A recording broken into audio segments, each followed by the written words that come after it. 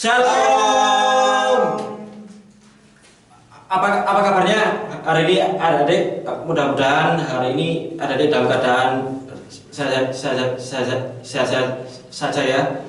Oke, sebelum kita mulai ibadah online sekolah minggu kita pada pagi hari ini, kita pujikan pujian KSIH. Semua saya udah pakai ya, kita pakai tangan.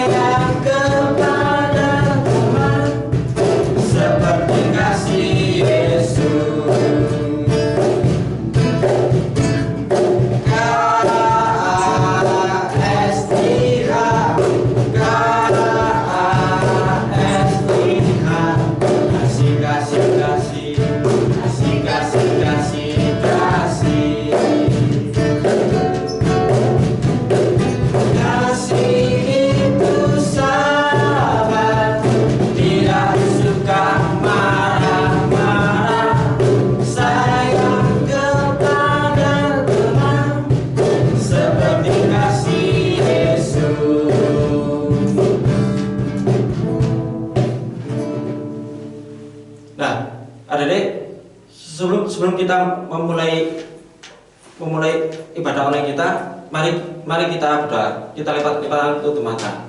Nanti Mas Daniel berdoa. Tuhan Yesus yang baik, terima kasih atas minggu hari ini Tuhan. Kami bisa memuji memuliakan nama-Mu. Kami serahkan ibadah sekolah minggu di dalam tangan Tuhan Yesus. Kami mengucap syukur Tuhan, dengan sukacita kami mau mendengarkan Tuhan. Kami serahkan semuanya dalam nama Tuhan Yesus. Haleluya, amin. Mari adik-adik masih bangkit berdiri, kita akan menyanyikan lagu pujian ICR.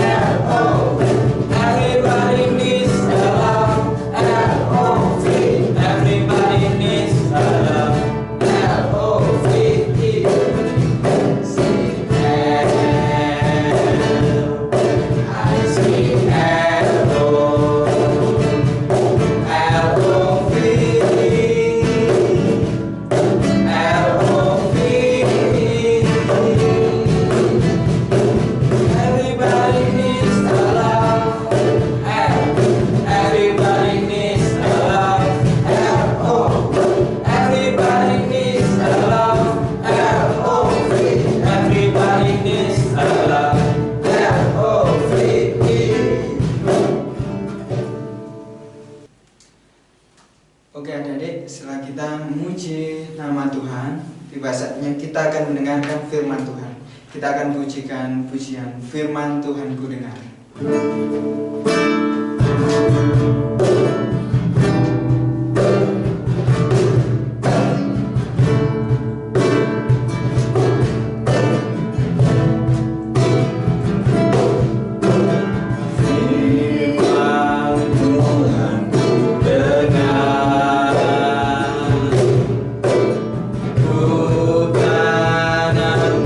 Hatiku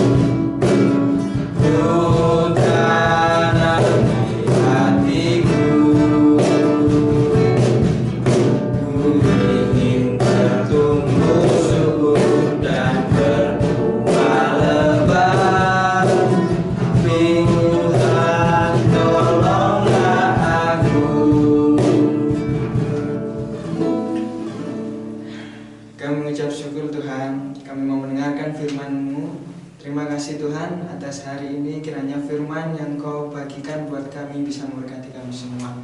Kami mengucap syukur, kami taruh semuanya di dalam tangan Tuhan Yesus. Engkau memberkati siapapun yang memberitakan firman itu Tuhan. Kami serahkan semuanya dalam tangan Tuhan Yesus. Haleluya, amin.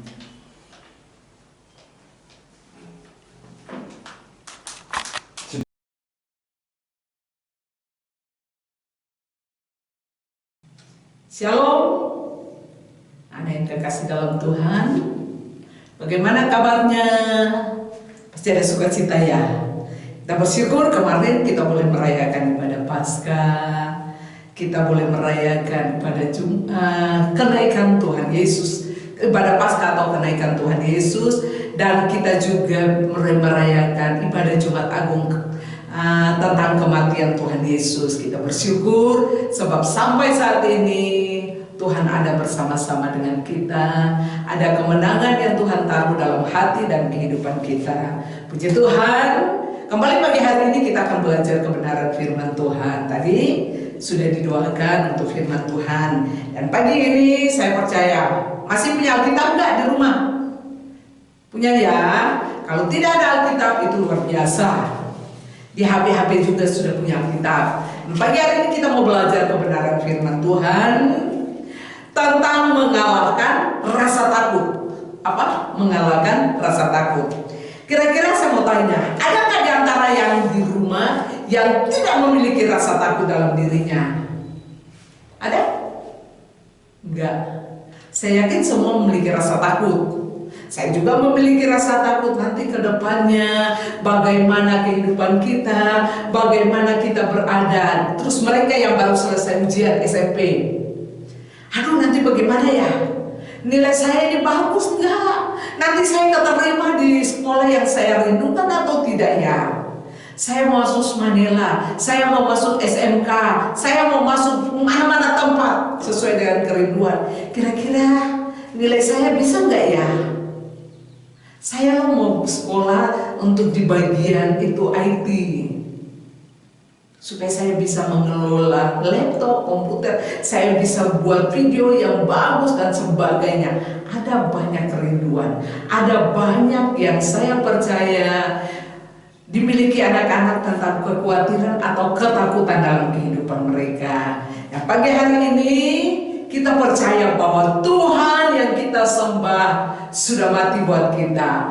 Bukan saja itu, Dia sudah bangkit memberikan pengharapan bahwa semua atau masa depan kita ada di dalam tangan Tuhan. Yang penting kita tetap berjalan dalam kehendak Tuhan. Puji Tuhan.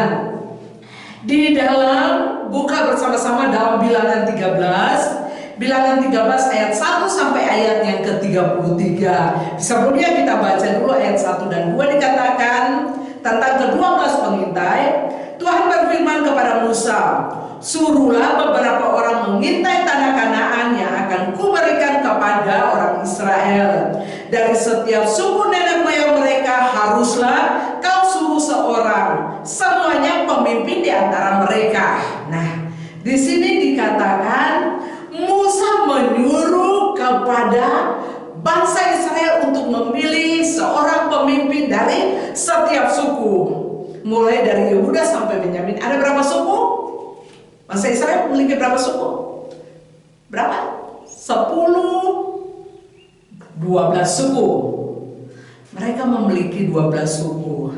Dan waktu kepala-kepala suku sudah berkumpul, Musa menyuruh mereka untuk pergi mengintai tanah Kanaan, tanah perjanjian yang akan mereka masuki. Sebelum mereka masuk, Musa suruh lihat dulu bagaimana keadaan yang ada, bagaimana orang-orangnya, bagaimana hasil bumi yang ada di kerajaan tanah Kanaan itu. Dan waktu mereka pergi 40 hari, mereka melihat situasi yang ada, bagaimana orang-orangnya, bagaimana buah-buahannya, bagaimana hasil kebunnya, hasil ladangnya. Waktu mereka mendapat banyak informasi, mereka pulang, keluar, kembali berkumpul dengan bangsa Israel yang ada di perkemahan. Mereka menghadap Musa dan Harun dan mereka menceritakan apa yang ada. Mereka ceritakan begitu luar biasa hasil bumi yang ada di dalam kerajaan atau di tanah Kanaan pada waktu itu. Banyak melimpah susu dan madunya, banyak melimpah hasil bumi, buah-buahannya itu luar biasa besar-besar, hasilnya begitu melimpah. Dengan semangat mereka menceritakan tentang hasil yang ada.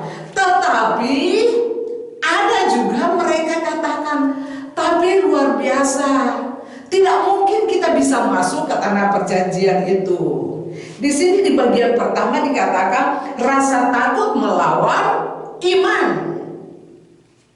Waktu mereka melihat tanah itu, mereka bilang hasilnya bagus, tapi tidak mungkin kita bisa masuk ke tanah itu karena orang-orang yang ada di sana mereka merupakan keturunan raksasa. Raksasa itu besar kan? Mereka merupakan keturunan raksasa yang biasanya memakan orang. Kalau kita masuk ke sana nanti kita dimakan oleh mereka. Keturunan enak itu mereka besar-besar, nanti kita semua akan dibinasakan. Jadi lebih baik kita tidak usah masuk ke tanah perjanjian, atau kita tidak usah masuk ke sana. Ngapain Musa engkau membawa kami masuk ke tanah itu, sedangkan orang-orang di sana itu luar biasa pemakan manusia. Di antara 12 orang itu ada 2 orang yang tidak berpendapat sama dengan 10 orang. Dikatakan Yosua dan Kaleb.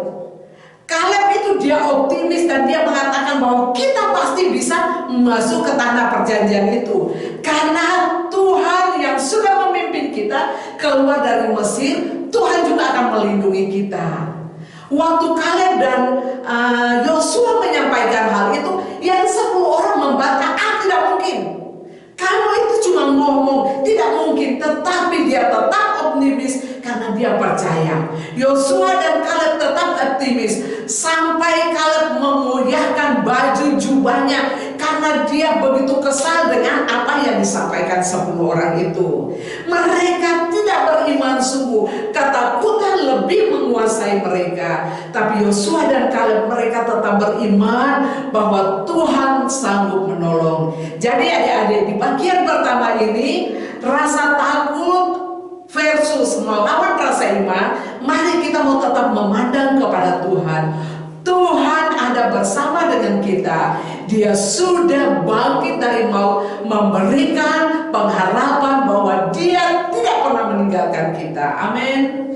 Amin. Dikatakan di dalam ayatnya yang ke-30 dan 31, 30 dan 31 katakan, kemudian Kaleb mencoba menenteramkan hati bangsa itu di hadapan Musa. Katanya, tidak, kita akan maju dan menduduki negeri itu sebab kita pasti mengalahkannya. Ayat 31, tetapi orang-orang yang pergi ke sana bersama-sama dengan dia berkata, kita tidak dapat maju menyerang bangsa itu karena mereka lebih kuat daripada kita. Itu antara imannya Kaleb Yosua dan imannya 10 orang dari suku Israel itu. Mereka lebih takut untuk maju daripada mereka beriman bahwa Tuhan sanggup menolong. Bagian yang kedua dari yang kekasih atau anak-anak yang kekasih dalam Tuhan, tadi dikatakan rasa takut versus iman.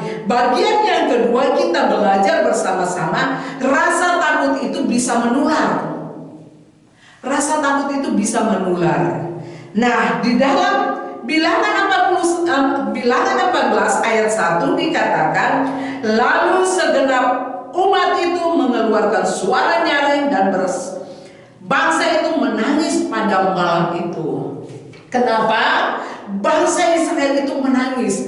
Karena mereka mendengar berita yang disampaikan oleh 10 orang pengintai itu. Mereka tidak mendengar apa yang disampaikan oleh Yosua dan Kaleb.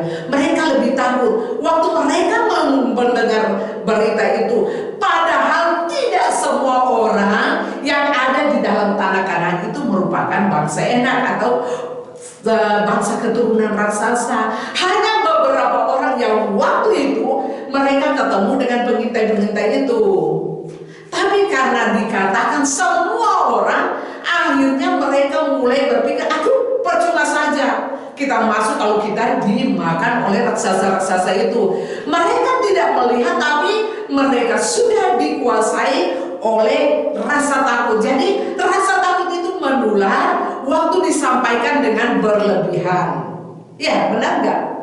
Kadang-kadang kalau kita mau melewati satu tempat, waktu kita mendengar cerita dari orang lain, tempat itu loh angker, tempat itu loh ada penunggunya, padahal belum tentu ada. Karena kita dengar cerita dari teman kita, mau lewat di situ, aduh aku nggak mau, aku nggak berani. Mulai ketakutan itu sudah menular dalam hati kita. Benar nggak? Ya, benar. Waktu kita mendengar sesuatu, sebaiknya kita datang kepada Tuhan. Tuhan tolong saya, Tuhan berikan keberanian kepada saya. Saya tidak mau mendengar berita-berita yang belum tentu benar, supaya itu berita itu tidak menular. Yang Tuhan mau kita mendengar berita yang baik dan itu menular dalam hati kita. Jangan rasa takut, berita-berita yang tidak benar itu yang menular dalam hati kita. Di sini kita belajar bersama-sama. Waktu kita mendengar informasi apapun itu, kita minta Tuhan pimpin kita. Benar? Kita minta Tuhan sertai kita supaya kita tetap memandang kepada Tuhan. Kekhawatiran itu tidak akan menguasai kita. Ketakutan itu tidak akan menular dalam hati kita sehingga kita tidak bisa melakukan banyak hal. Tuhan memberikan damai sejahtera kepada kita semua. Ingat ya, Tuhan akan senantiasa menolong kita semua. Jadi waktu kita mendengar apapun, kita datang kepada Tuhan. Anak, untuk masuk ke jenjang pendidikan yang lebih lanjut, mereka yang masuk bangku kuliah, mereka yang masuk ke tingkat SMU dari SD ke SMP, enggak mungkin. Di situ loh nilainya itu harus begini. Gurunya di situ jahat, enggak, saya nggak mau. Padahal belum tentu, karena ada kedapatan. Mungkin saat itu ada anak-anak yang melakukan hal-hal yang tidak sesuai dengan peraturan. Mereka dikeluarkan, mereka tidak mengikuti pelajaran karena mereka tidak taat. Jadi waktu satu orang membuat kesalahan, dia kasih berita bohong, maka semua orang itu percaya bahwa berita yang dia sampaikan benar. Dan di sini 10 orang ini karena ketakutan lebih menguasai mereka dari iman mereka, mereka menyampaikan bahwa semua orang yang ada di tanah Kanaan itu merupakan keturunan raksasa. Jadi tidak seperti itu ya. Tidak seperti itu bahwa semua orang yang ada di dalam tanah Kanaan itu bukan merupakan keturunan yang raksasa, tapi mereka dapat dikalahkan dengan iman percaya kita kepada Tuhan. Yang ketiga, yang kedua rasa takut itu menular. Yang ketiga, akibat rasa takut. Akibat dari rasa takut yang menguasai. Kita lihat di dalam Bilangan 14 ayat 26. Bilangan 14 ayat 26 katakan kepada kita masing-masing seperti ini. Lagi berfirmanlah Tuhan kepada Musa dan Harun, berapa lama lagi umat yang jahat ini akan bersungut-sungut kepadaku? Segala sesuatu yang disungut-sungutkan orang Israel kepadaku telah ku dengar. Ini akibat dari rasa takut. Ya, benar. Kalau rasa takut yang terus menguasai kita secara berlebihan, maka kita mulai bersungut-sungut, kita mulai mengeluh. Aduh, kenapa seperti ini? Kalau dulu saya tidak masuk, kalau dulu saya tidak ikut dia, pasti saya tidak akan seperti ini. Kalau dulu saya belajar sungguh-sungguh, pasti saya tidak seperti ini. Jangan. Kalau dulu, mulai dari sekarang kita membaharui. Akibat perbuatan kita yang tidak berkenan, akhirnya ini akibat rasa takut, akhirnya kita tidak bisa berhasil. Jadi kita harus belajar. Kalau kita sudah belajar bersungguh-sungguh, belajar dengan benar-benar, kita yakin bahwa Tuhan akan menolong kita. Kita belajar dan kita berdoa serahkan semuanya kepada Tuhan. Yakinlah bahwa kita akan mengalami keberhasilan. Baik mereka yang akan masuk kuliah, yakin bahwa Tuhan sudah menyediakan kampus, fakultas yang terbaik untuk kalian. Mereka yang akan masuk dari SMP ke SMU, percayalah bahwa Tuhan menyediakan yang terbaik. Bahkan mereka yang mungkin akan naik kelas, percaya Tuhan akan menyediakan yang terbaik. Jadi waktu kita menanggalkan ketakutan, kita akan mengalami keberhasilan. Tetapi kalau kita terus hidup dalam ketakutan, maka semua yang kita kerjakan akan menjadi kacau, akan menjadi hancur berantakan. Ya, kalau terus dikuasai rasa takut, terus kita tidak tenang, maka segala yang kita lakukan kacau. Kalau menghadapi ujian, sudah takut lebih dahulu. Apa yang kita pelajari di rumah, sudah hilang semua dari ingatan, benar nggak? Tapi kalau kita tenang, kita serahkan semuanya buat Tuhan, Tuhan berikan ketenangan, maka kita akan berhasil. Tuhan akan ingatkan, oh pelajaran ini, oh ya Tuhan terima kasih, mulai jawab setiap lembaran. Soal-soal itu mulai ketik, oh ini begini, ini hasilnya begini, karena kita tenang, kita tidak takut. Itu akibat, kalau akibat dari rasa takut itu akan mengalami kegagalan dan kegagalan. Kalau kita lihat Bilangan 14 ayatnya yang ke-34 dikatakan, Bilangan 14 ayat 34 katakan kepada kita, sesuai dengan jumlah hari yang kamu mengintai negeri itu, yakni 40 hari, satu hari dihitung 1 tahun. Jadi 40 tahun lamanya kamu harus menanggung akibat kesalahanmu, supaya kamu tahu rasanya jika aku berbalik kepadamu. Nah, di sini luar biasa. Yang tadinya 40 hari mereka mengintai tanah perjanjian, karena ketakutan, akibatnya bukan 40 hari dari tanah Mesir mereka masuk tanah perjanjian, tetapi 40 hari lamanya mereka harus berputar-putar di padang gurun. Tuhan mau menguji mereka supaya benar-benar mereka percaya, mereka beriman kepada Tuhan.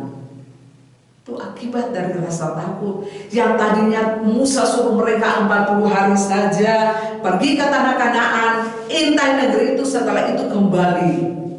Akibat dari 10 orang itu yang menyebarkan ketakutan kepada bangsa Israel. Mereka harus menanggung 40 tahun perjalanan mengitari tanah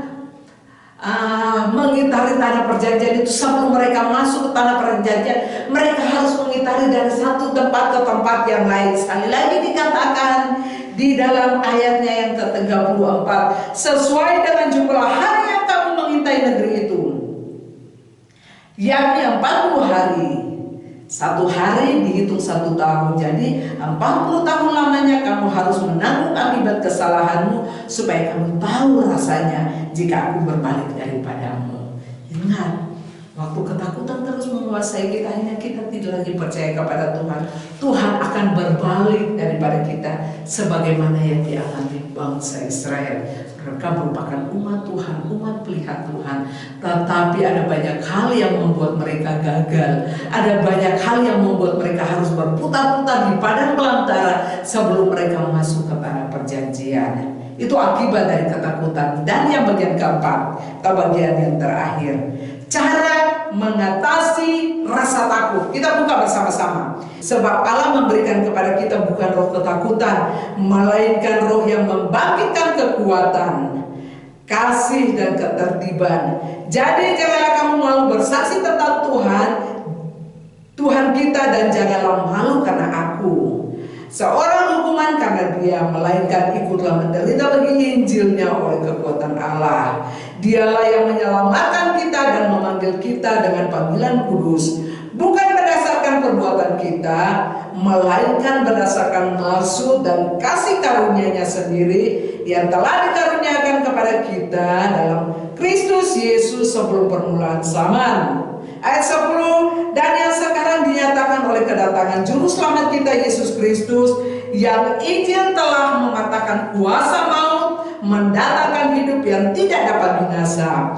Untuk Injil inilah aku telah ditetapkan sebagai pemberita, sebagai rasul dan sebagai guru. Ayat 12, itu sebabnya aku menderita semuanya ini, tetapi aku tidak malu, karena aku tahu kepada siapa aku percaya dan aku yakin bahwa Dia berkuasa memeliharakan apa yang telah dipercayakannya kepadaku hingga pada hari Tuhan.